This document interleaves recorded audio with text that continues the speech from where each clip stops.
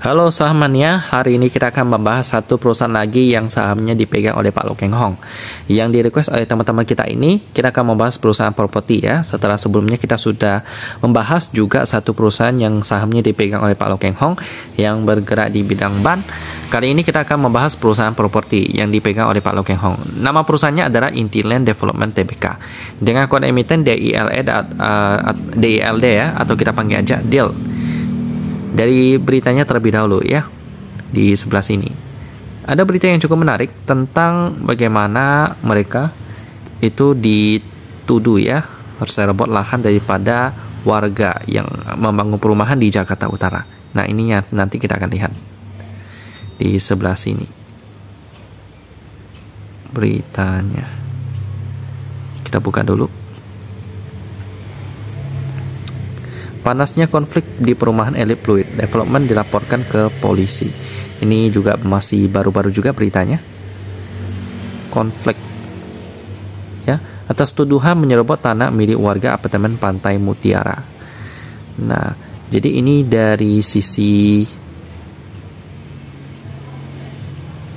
warga ya. Lalu kalau dari sisi development di sebelah sini, kita akan baca. Nah, menjelaskan pengembang apartemen Pantai Mutiara merupakan entitas terpisah dari peseroannya, yaitu Badan Kerjasama Apartemen Pantai Mutiara. Kami mengetahui informasi itu dari media, saat ini belum menerima surat panggilan pemeriksaan. Ya, lalu kita baca lebih lanjut. Membantah tuduhan telah menyerobot lahan seluas 1.829 meter persegi milik warga. Peruntukan lahan itu disebut untuk fasilitas sosial dan fasilitas umum berupa taman dan jalan dari awal sudah difungsikan untuk kepentingan umum sesuai perizinannya. Nah gitu sih. Terlepas dari itu, Intiland memastikan kasus tersebut sampai saat ini tidak memiliki dampak langsung terhadap kegiatan operasional, keuangan, hukum, dan kelangsungan usaha perseroan. Perseroan tidak memiliki informasi atau kejadian penting material dapat mempengaruhi kelangsungan hidup perusahaan dan dapat mempengaruhi harga saham, ucapnya ya. Nah, jadi gitu. Pemasaran sebidang tanah milik warga APM tergabung dalam perhimpunan pemilik dan penghuni Satuan Rumah Susun Pantai Mutiara. Namun katanya dipecat oleh developer. Sertifikat tanah juga disebut telah berganti menjadi nama developer. Ya, ini merupakan berita yang cukup mencengangkan, jadi perlu kita perhatikan ya untuk kedepannya bakal kayak gimana. Sekarang kita akan lihat usaha pajak yang dijalankan oleh deal ini setelah kita melihat tentang berita hukum tadi ya. Jadi ya harus berhati-hati dengan Intiland ini juga. Mereka memiliki banyak sekali properti di sini. Ya, ada house, rumah dengan berbagai konsep, lalu ada apartemen juga, lalu ada office juga ada, retail juga ada ya, lalu industrial juga ada, sampai yang lainnya ya, Pantai Mutiara dan lain-lain. Jadi cukup lengkap sih properti yang dibikin oleh Intiland ini. Jadi memang terdiversifikasi, tapi kalau sektor properti kan itu kan harus menunggu ekonomi lagi booming, baru sektor properti akan dapat diuntungkan.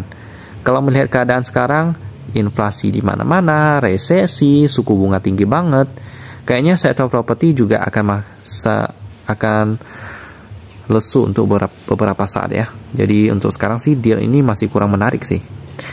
Selanjutnya kita akan lihat dari sejarahnya dulu sedikit ya. Jadi ini saya dapat dari idnfinancials.com. Perusahaan mulai beroperasi secara komersial pada tanggal 1 Oktober tahun 87 dengan kegiatan utama di industri real estate. Intiland adalah salah satu perusahaan yang dimiliki oleh Intiland Group. Nah, setelah kita udah kenalan dengan bisnisnya, sejarahnya, lalu tentang kasusnya juga, sekarang kita akan lihat pemegang sahamnya. Untuk porsi masyarakatnya 45%. Ini aman. Lalu ada CGS Gym Securities. Ini kayaknya perusahaan itu waktu mereka mencari dana, mereka kan berhutang ke bank. Lalu karena tidak mampu membayar, akhirnya hutang tersebut dikonversi ke dalam saham dan akhirnya dimiliki oleh Gym Securities ini. Ya, kemungkinan seperti itu. Kebanyakan perusahaan seperti itu ya, repo saham artinya. Jadi ya gitu. Kalau kita lihat beritanya sih CGS Sims ini sih aman-aman aja. Jadi langsung kita lanjut ke laporan keuangan daripada deal ini yang sudah update sampai kuartal ketiga. Tapi kalau dibulatkan sih masih mengalami kerugian. Kita coba lihat dulu. Kita download. PDF-nya. Dan ini tidak ada anak perusahaan untuk mata uang pelaporan dalam bentuk rupiah pembulatan satuan. Jadi kita tidak perlu kali-kali lagi, langsung aja kita masuk ke laporan laba rugi untuk entitas induk itu sebesar minus 91 miliar. Yap, sehingga dia pasti rugi, PR-nya rugi. PBV-nya sih masih murah, 0,3 kali, tapi ya kita tahu lah ya, sektor properti lagi lesu sekarang. Liquidity-nya debt equity ratio 212%.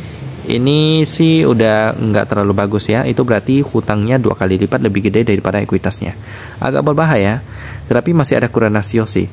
Kurang rasionya cukup untuk membayar hutang jangka pendek ya. Aset lancarnya sebesar 7,5 triliun.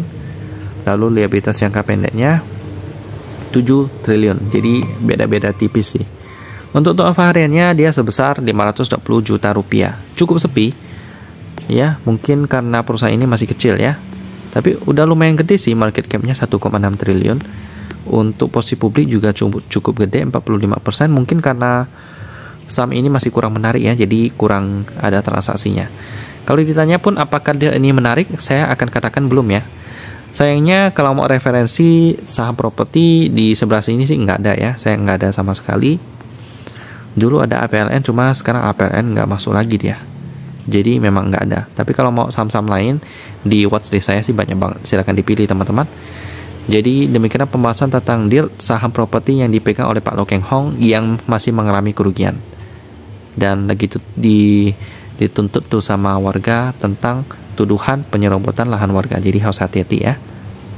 Saya tutup dan kita ketemu lagi di video selanjutnya.